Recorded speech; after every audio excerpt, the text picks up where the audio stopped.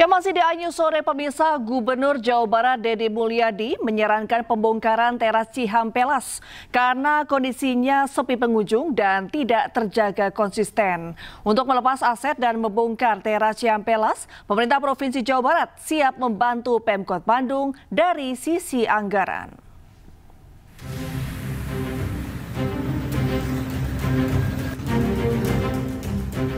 Wacana pembongkaran teras Cihampelas saat ini masih dikaji pemerintah Kota Bandung. Gubernur Jawa Barat Deddy Mulyadi tidak menampik dirinya lah yang mengusulkan agar proyek peninggalan Wali Kota Bandung Ridwan Kamil dibongkar. Deddy mengatakan pembongkaran merupakan solusi agar Cihampelas kembali hidup seperti sebelumnya. Deddy memastikan pemerintah Provinsi Jawa Barat menyerahkan sepenuhnya nasib teras Cihampelas kepada Wali Kota Bandung.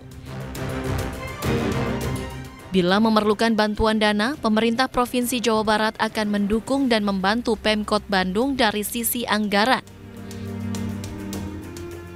Saya lebih punya saran, kan kalaupun ditata ulang, itu pasti peristiwanya sama lagi deh. Kapan sih kita konsisten ngejagain, itu kan nggak pernah. Nah kemudian yang kedua, dari sisi aspek jalan, itu kan jalannya jadi menyempit. Kemudian pohon-pohonnya jadi tidak terlihat. Bahkan kalau menurut saya, kalau itu dibongkar, itu bisa dikembalikan ke Cihampelas lama dengan mengembangkan kembali outlet yang menjadi ciri khasnya Cihampelas itu. Tapi itu kan terserah Pak Wali Kota. Kalau saya kan memberikan saran saja. Gitu. Sementara itu, Wali Kota Bandung Muhammad Farhan bakal mengkaji usulan Gubernur Jawa Barat Deddy Mulyadi untuk melepas aset dan membongkar teras Cihampelas. Ini kan sudah aset daerah. Saya tidak mungkin melakukan pembongkaran sembarangan karena ada aturan di dalamnya. Ada Permendagri yang mengatur sangat ketat tentang pelepasan aset daerah itu. Maka saya anggap kritik dari Pak Gubernur itu sebagai sebuah kritik bagi kami untuk segera melakukan revitalisasi terhadap aset daerah yang dibangun dengan biaya sangat mahal ini. Bahkan perkiraan kami itu kalaupun sekarang dilakukan semacam appraisal nilai, itu bisa mencapai angka 80 miliar rupiah. Jadi ya memang harus kita perbaiki. Nggak mungkin kita lepaskan begitu saja sebagai sebuah aset. Kajian tersebut nantinya akan dimulai dengan langkah berkoordinasi dan berkomunikasi bersama DPRD Kota Bandung dan Badan Keuangan Aset Daerah. Dari Bandung, Jawa Barat, Ervan David, iNews melaporkan. Ya, ke informasi lainnya pemirsa, penyidik Komisi Pemberantasan Korupsi membongkar paksa rumah Kepala Dinas PUPR Sumatera Utara, Topan Ginting, yang menjadi tersangka korupsi proyek pembangunan jalan. Sebelumnya penggeledahan rumah tersangka sempat terhambat lantaran gerbang dan pintu rumah terkunci.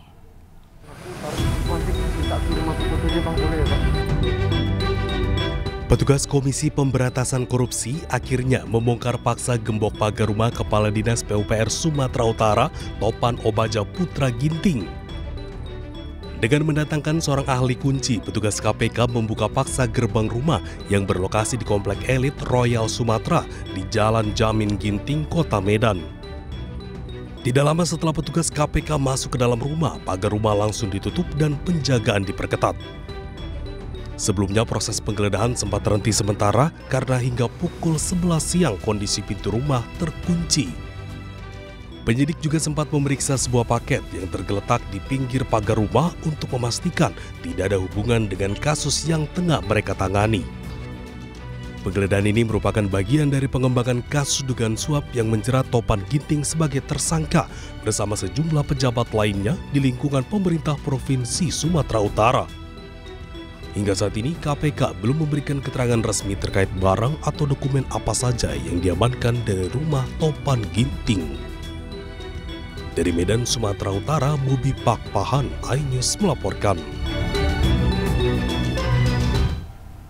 Ya, 2 senjata api jenis Beretta dan 7 peluru ditemukan KPK saat menggeledah rumah mantan Kepala Dinas PUPR Sumatera Utara, Topan Ginting. Perbakin Medan menyatakan senjata tersebut digunakan Topan untuk keperluan bela diri.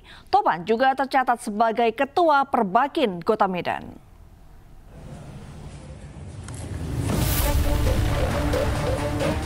Seperti inilah penampakan 2 pucuk senjata api dan 7 butir amunisi yang ditemukan di rumah mantan Kepala Dinas PUPR Sumatera Utara Topan Ginting. 2 senjata api jenis Beretta ini ditemukan KPK setelah menggeledah rumah Topan Rabu 2 Juli lalu. Selain itu KPK juga menyita 1 pucuk airsoft gun laras panjang beserta 2 pak amunisi. Kepala Humas Perbakin Kota Medan Hanjaya Tiopan mengatakan senjata api tersebut digunakan Topan untuk keperluan bela diri. Kepemilikan senjata api juga resmi diatur Mabes Polri. Senjata yang ditemukan di kediaman itu sudah dikoordinasi, saya sudah koordinasi dengan Intercam. Itu adalah senjata bela diri. Yang mana ranahnya itu adalah yang menguasai izin itu adalah Mbak Intercam Mabes Polri. Beliau ini masih aktif sebagai Ketua Harian Perbakin Kota, Ketua Harian Perbakin Kota Medan. Sebelumnya KPK menggeledah rumah mantan Kadis PUPR Sumatera Utara Topan Ginting terkait kasus OTT di Kabupaten Mandaling Natal dalam kasus proyek pembangunan jalan.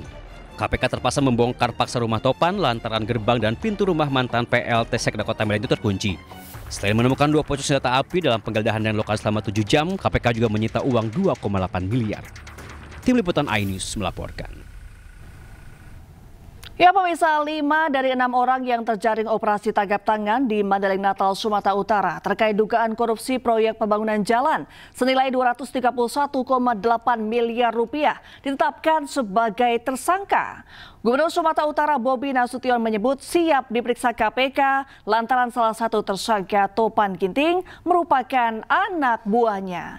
Dan pemirsa, usai sudah kebersamaan kita dalam Ayu Sore hari ini. Temukan informasi-informasi terbaru lainnya di www.inews.id.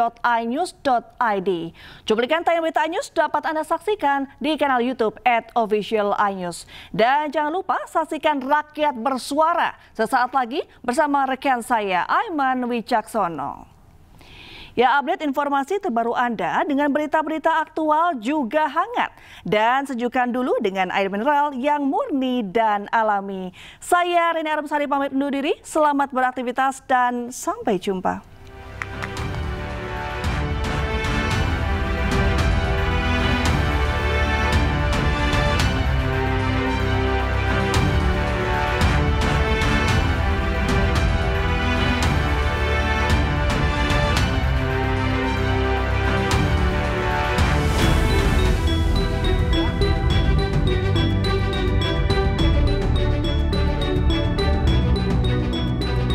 Komisi Pemberantasan Korupsi melakukan operasi tangkap tangan di Mandaling Natal, Sumatera Utara pada Kamis malam 27 Juni yang lalu.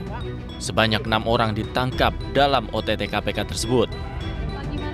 OTT ini terkait dengan dugaan korupsi proyek pembangunan jalan di Dinas Pekerjaan Umum dan Tata Ruang PUPR dan preservasi jalan di Satuan Kerja Pelaksana Jalan Nasional Wilayah 1 Sumatera Utara.